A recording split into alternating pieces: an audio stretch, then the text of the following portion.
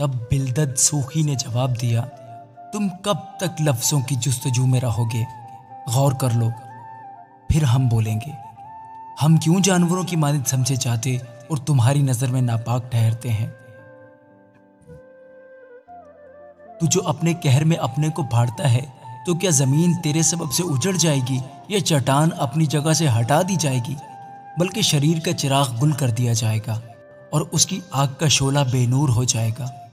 روشنی اس کے ڈیرے میں تاریکی ہو جائے گی اور جو چراغ اس کے اوپر ہے بجھا دیا جائے گا۔ اس کی قوت کے قدم چھوٹے کیے جائیں گے اور اسی کی مصلحت اسے نیچے گرائے گی، کیونکہ وہ اپنے ہی پاؤں سے جال میں پھنستا ہے اور پھندوں پر چلتا ہے۔ دام اس کی ایڑی کو پکڑ لے گا اور جال اس کو پھنسا لے گا۔ کمند اس کے لیے زمین پر چھپا دی گئی ہے اور پھندا اس کے لیے راستہ میں رکھا گیا ہے۔ دہشت ناک چیزیں ہر طرف سے اسے ڈرائیں گی اور اس کے در پہ ہو کر اسے بھگائیں گی۔ اس کا زور بھوک کا مارا ہوگا اور آفت اس کے شامل حال رہے گی۔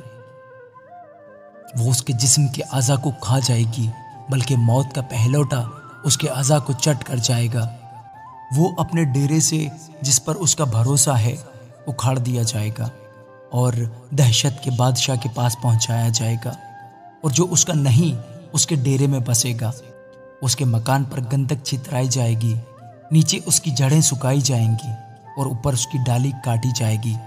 اس کی یادگار زمین پر سے مٹ جائے گی اور کوچوں میں اس کا نام نہ ہوگا۔ وہ روشنی سے اندھیرے میں ہنکا جائے گا اور دنیا سے کھدیڑ دیا جائے گا۔ اس کے لوگوں میں اس کا نہ کوئی بیٹا ہوگا نہ پوتا، اور جہاں وہ ٹکا ہوا تھا وہاں کوئی اس کا باقی نہ رہے گا۔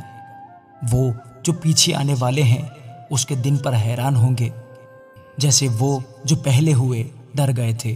ناراستوں کے مسکن یقیناً ایسے ہی ہیں، اور جو خدا کو نہیں پہچانتا اس کی جگہ ایسی ہی ہے۔